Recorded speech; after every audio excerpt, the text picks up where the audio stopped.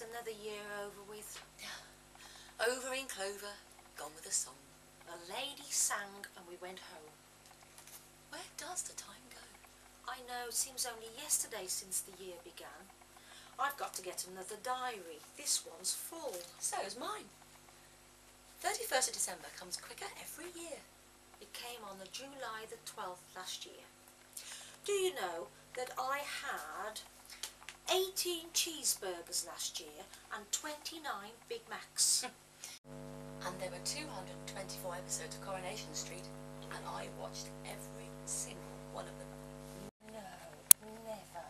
That was bad for you. Did you learn anything? Oh, nothing useful. Not very uplifting, these soap operas, are they? Not spiritual food for the eyes. Immorality is seen as a perfectly normal occupation. Yes. Why don't they feature nice people? Sitting down with a cup of tea, maybe a few biscuits, making light conversation, music perhaps. Nothing offensive. It doesn't need to be dull or sedate. They normalise everything. Yes, I know. A couple who want to signify their feelings for each other. What do? What do they do? They move in together. Move in! That's living in sin, that is. It's not right. And they've already committed fornication before that. And it's seen as perfectly acceptable. And then they might get married. Just might. If they do, it's a gaudy, expensive, horrible ceremony. That normally ends in a punch-up. You tell me one soap opera where a couple who are married haven't already been living together. It's not how they're presented in the Bible. They get married first, and then everything is legal and acceptable. Well, within Christian freedom, that is. No, they've got it all wrong. I know. And then every now and again, a Christian or some such comes along, and he or she claims that they're going to remain a virgin until they're married. And then they're presented as a fool. And then there's a rush on to try and get them to abandon their principles. And when they do, it's seen as a victory for common sense. It's so insidious. That's a long word for January the 1st. And then they wouldn't need to worry about all that silly shouting business. I know. Whatever was solved by shouting? Nothing.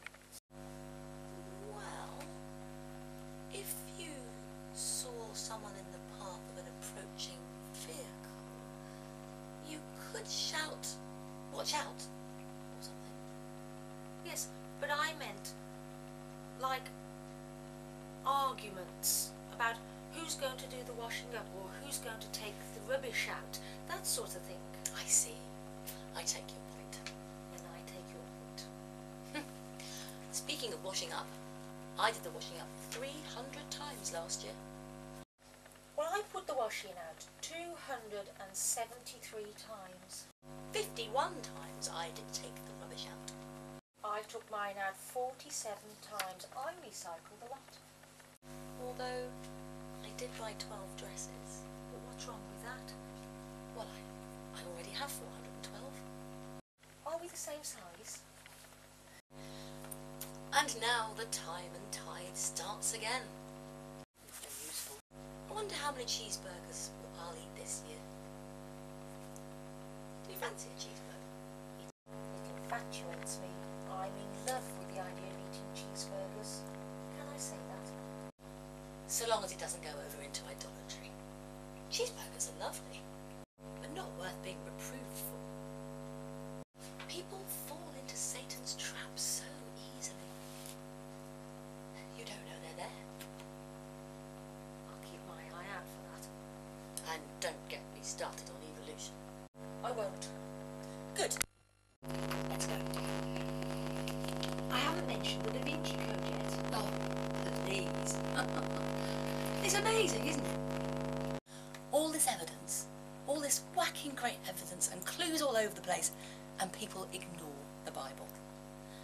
Then someone comes along with a half-baked theory that invalidates things, says the Bible isn't true, and everyone jumps on the bandwagon without even thinking about it.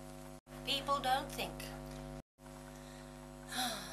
So many people believe in evolution, but they've not read Charles Darwin. The Da Vinci Code is just a novel. It's a story, like Thomas Goes Fishing, Mary and Jesus getting married and having a child. I think we'd know about that. Oh, it's been airbrushed from the Bible, they say. It has not. Yeah, they keep airbrushing out Jehovah's name. Early Christians didn't know it or use it. But it was in there 7,000 times. Think about it. Noah, having survived the flood, gets drunk. King David, magnificent man, committed adultery. Solomon, well, wisest man ever. And he got led astray. Moses, meek, strong leader, killed an Egyptian. Jonah told a prophecy over there, ran as fast as he could in the opposite direction. And when he finally got there, he told the people the message, and then when they were all converted, he had a strop. Such candour. The one thing we know about the Bible is that it's not been airbrushed. Except by its opposers, of course. It's worldly to make New Year's resolutions, so we won't. But then, let's start the new year as we mean to go on. And do you know what that means? No more soaps, but a moderate amount of Big Macs. Now you're talking.